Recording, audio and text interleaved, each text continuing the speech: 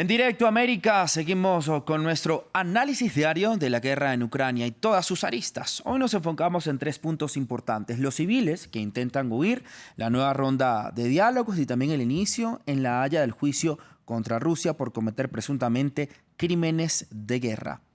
Se cumplen 12 días de que Rusia empezó la invasión y Moscú decidió abrir varios corredores humanitarios para que los civiles puedan salir de varias ciudades de ese país asediadas por esta guerra, algo que el gobierno ucraniano rechazó, ya que estos corredores van únicamente hacia Rusia y Belarus, anulando toda posibilidad de que las personas lleguen a Europa. Todo esto en medio de una nueva ronda de diálogos entre las partes que no descartan la posibilidad de solucionar el conflicto por una vía diplomática, además del inicio de la audiencia en la Corte Internacional de Justicia, en la que Ucrania acusa a Rusia de haber usado el falso término de genocidio para así justificar la invasión. Audiencia a la que Rusia no envió representantes. Tampoco dejamos a un lado las implicaciones económicas cuando Occidente y Kiev tienen sobre la mesa un posible embargo al petróleo ruso. Y para ello entonces saludamos a Fernando Cocho. Él es analista de inteligencia y riesgos a la seguridad nacional, experto en terrorismo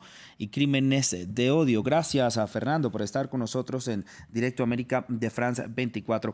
Hablemos entonces principalmente de los civiles, estos corredores humanitarios que además, como lo vimos, fracasaron el fin de semana. La posibilidad de éxito dado a los antecedentes, como ya lo dijimos, que fracasaron en el sur del país. Sí, buenas tardes aquí desde España. Han fracasado precisamente por una mala planificación logística y por una falta de acuerdo entre, en este caso, las relaciones internacionales. Esos corredores no pueden estar amparados bajo la normativa de Ucrania ni de Rusia, tienen que estar amparados bajo la normativa de las leyes internacionales para que sí, por ejemplo, elementos como la Cruz Roja o algún elemento internacional, una ONG internacional reconocida, pudiera dar la cobertura jurídica y así evitar este problema. El hecho de que estos corredores sean destruidos o no estén funcionando también radica en los intereses por parte de Rusia de intentar acrecentar el conflicto y poner contra las cuerdas al gobierno de Ucrania para que pueda renegociar o negociar sus estatutos. Fernando, y estamos hablando de esa parte jurídica para que realmente tengan efecto, pero también se tiene que contar, digamos, con el apoyo de estas milicias en el terreno para evitar entonces que sean combatidos. ¿Cómo poder evitar todo esto más allá de la parte jurídica? ¿Cómo realmente estas tropas pueden respetar la vida de los civiles y que no se convierta después en un problema mayor? También vamos a analizar lo que estamos viendo, lo que pasa en La Haya, pero hablemos primero de esto. Precisamente esa es la forma. Al encontrar un amparo jurídico por parte de la Cruz Roja, por ejemplo, por poner un ejemplo, precisamente las milicias, los ejércitos, son los que les dan el permiso para hacer esos corredores humanitarios y ellos se responsabilizan de la protección o la no agresión a los corredores que, por tanto, han autorizado a esa entidad, por ejemplo, la Cruz Roja. Esa es la forma de proteger un corredor. Si no, son corredores unilaterales que siempre serán atacados por la otra parte. La situación de los civiles, Fernando, que cada vez es más complicada, ¿realmente se va a empeorar en los próximos días? Sin duda, va a ir cada vez peor porque cada vez faltarán más suministros.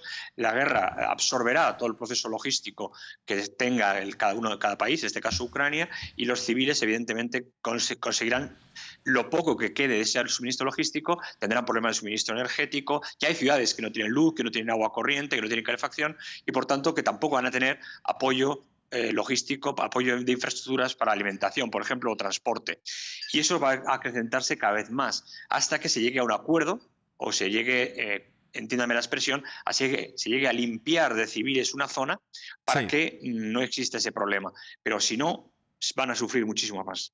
Claro, y además si tenemos en cuenta que estos corredores humanitarios solamente por ahora los rusos dicen que tienen que ir en dirección hacia Rusia y Belarus y no hacia Europa, también condicionando hacia dónde pueden ir estas personas que también tienen su libre albedrío de decir me voy para un lado y me voy para el otro. Pero también usted está hablando de un punto muy importante y es de estos diálogos, un acuerdo diplomático. Hoy se vuelven a reunir las delegaciones de Ucrania y Rusia, ya hemos visto 2 rondas anteriores totalmente fallidas. ¿Por qué siguen apelando a esta vía diplomática sin ningún avance? ¿Usted cree que realmente puedan solucionar este conflicto por la vía diplomática, Fernando? Sí, realmente es que tenían que haberse resuelto este conflicto por la vía diplomática ya en el 2014 y 2018, cuando en estas dos progresivas acciones, antes de la toma de Crimea y después con los acuerdos, o antes con los acuerdos de Minsk y luego con la toma de Crimea, se dio a establecer que tenían que haber unos procedimientos para lograr una independencia, una votación en las repúblicas independentistas del Donbass. Eso no se cumplió y a amparo de eso Putin se ha justificado, autojustificado en esa invasión. Él lo que quiere, siempre ha dicho, otra cosa es que lo cumpla o diga la verdad, un corredor de seguridad nacional que vaya desde Bielorrusia hasta la península de Crimea para asegurarse de que ningún elemento de la OTAN pueda atacar sus fronteras. Y eso es lo que quiere. Cuando Ucrania reconozca eso, Putin cejará el ataque. Si no lo reconoce, no cejarán el ataque. Y Ucrania lo que quiere es no perder territorio, evidentemente ucraniano, para cedérselo a Rusia en una república independiente, y lo que está haciendo es solicitar ayuda de la Unión Europea y de la OTAN en última instancia para poder conseguir poner a Putin en unas circunstancias que le permitan negociar de forma igualitaria, cosa que es extremadamente difícil. Ahora, Fernando, también hablemos de lo que ocurre en este momento en La Haya, el inicio de la audiencia en la Corte Internacional de Justicia. Están diciendo los ucranianos que Rusia usó el testimonio, el término de genocidio, y por eso ellos demandan a Rusia. ¿Qué está pasando allí? ¿Realmente esta demanda sí es procedente? ¿Cómo además lo van a tomar los rusos? Los rusos lo van a tomar muy mal o casi ni la van a tener en cuenta. La demanda que tiene Ucrania de genocidio está fundamentada solo jurídicamente parcialmente, puesto que evidentemente para Rusia, por ejemplo, Ucrania se considera parte de Ucrania, se considera parte de sus intereses culturales, étnicos y sociales. Por tanto, a efectos globales, la discusión en La Haya va a estar sobre si están o no están haciendo acciones de genocidio, en tanto que lo que están pretendiendo seguramente es un control territorial. Evidentemente son los juristas los que tienen que decir si esto raya lo que es el genocidio o no genocidio, es decir, si se está atacando sistemáticamente a la población civil, si no se permite rendirse a las tropas y por tanto no se atiene a los consejos de Ginebra, a los acuerdos de Ginebra, y entonces sí se podría calificar de genocidio, pero eso hay que comprobarlo. Como no hay periodistas en el terreno, como no hay cobertura jurídica en el terreno, no se puede demostrar. Incluso, Fernando, recordemos que los rusos ni siquiera fueron a este inicio del juicio oral. También hablemos de otra parte importante y evidentemente son las sanciones económicas y todo lo que tiene que ver el impacto de esta guerra en la economía. El posible embargo también que hay sobre la mesa que maneja Occidente y Ucrania al petróleo ruso.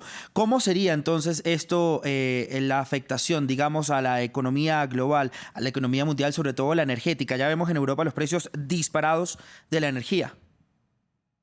Bueno, primero hay que aclarar dos puntos importantes. ¿A quién beneficia y a quién perjudica? ¿A quién beneficia esta situación, aunque suene muy cruel? Es a Estados Unidos, que está vendiendo al quíntuple de su precio todo el gas licuado que tiene y todas sus reservas de petróleo, materias primas y energía, en este caso tecnología punta de energía. Y por otro lado, Rusia lo que tiene que hacer, lo que está haciendo ya de hecho, ya ha firmado, es que todo su producto energético, todo su petróleo, todo su gas y todas sus materias primas van a ir directamente hacia Asia y China se los va a comprar.